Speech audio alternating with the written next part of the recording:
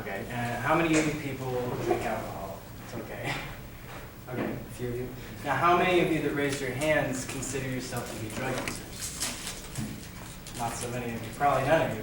And that's because there's a stigma around drug users. And drug users are usually seen as people who use illegal drugs or prescription drugs recreationally. So I'm Robert Freeman, and I'm going to be talking to you today about the legalization of drugs and why it needs to happen to lift the stigma around drug users. So I've done tons of research in this area, and the one thing that I've come across consistently is that marijuana causes 0 deaths, or at least directly. You can't overdose on it. I got that from normal.com.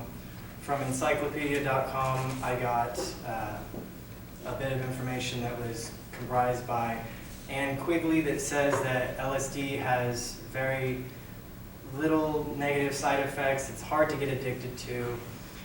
There's no deaths. Okay, so psilocybin mushrooms, same thing. I got my information from HeroWeb.com, and there are no deaths attributed to it, and the little that are can be explained by other things, such as arrhythmias in the heart, by panic attacks, anxiety attacks.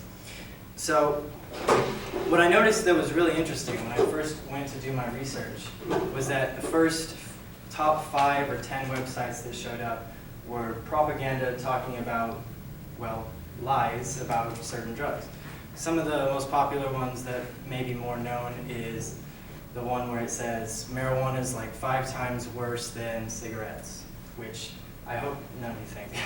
That's not actually how it is.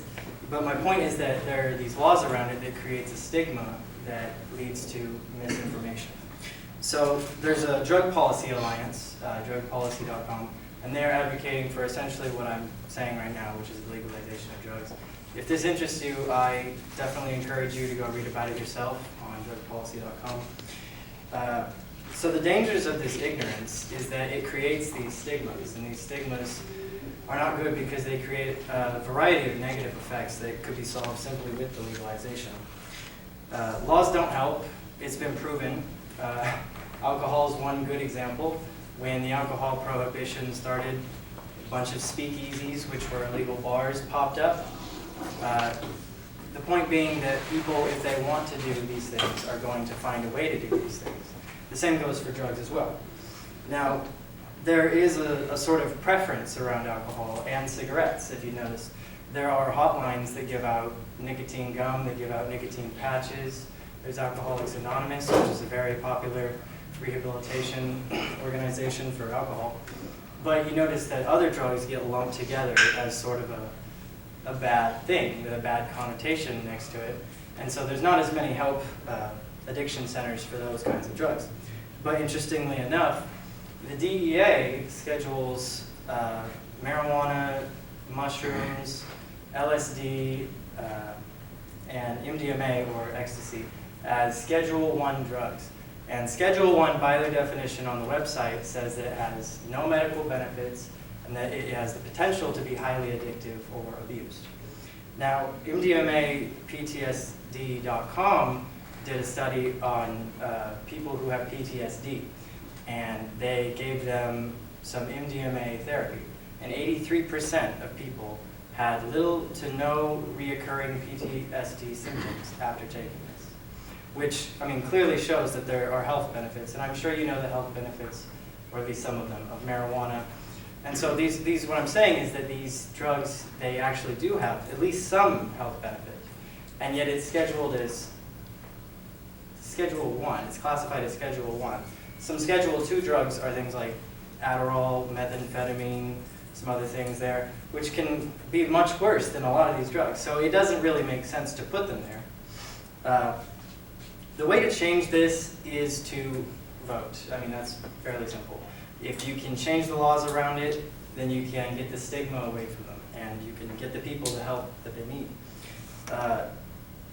The environment with less stigma around it will cause people that do these drugs to be able to come out more. They don't have to think to themselves, this is illegal, I'm not supposed to be doing this. And therefore, they can come out, they can go to these addiction centers, and they can get help. So Portugal is a perfect example of this. And what happened was they had a horrible, absolutely horrible drug problem. And they decriminalized all drugs. They didn't legalize them, they decriminalized it. But still, the decriminalization, right afterwards, they saw a huge decrease in drug use and drug addiction, which I think is something to be noted, because that's just naturally what happens, like what happened with prohibition and alcohol. So just imagine that you were addicted to caffeine or alcohol, and people ostracized it and stigmatized it, so you didn't want to go get help. Then you'd be stuck in this forever looping cycle of being addicted to the drug without ever getting help because of the stigma and the laws around it. People that use these drugs recreationally aren't any different from anyone who wants to drink alcohol. And the substance is still a drug, just like caffeine is still a drug. So if you use caffeine to heighten your senses, you can't really have a double standard there. So the only thing that we can do is to vote and hopefully critically think and get the information about these drugs ourselves and not just listen to what other people tell us about them. And that's it. Thank you. You gonna play?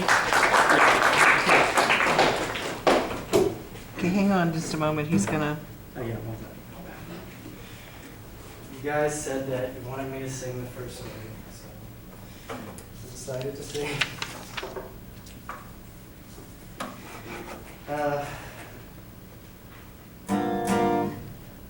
For time purposes, I'm going to start at the chorus. Hopefully I can do it. This is my cover of Life of the Party by Shawn Mendes. I don't know if you know it, but I hope you like it.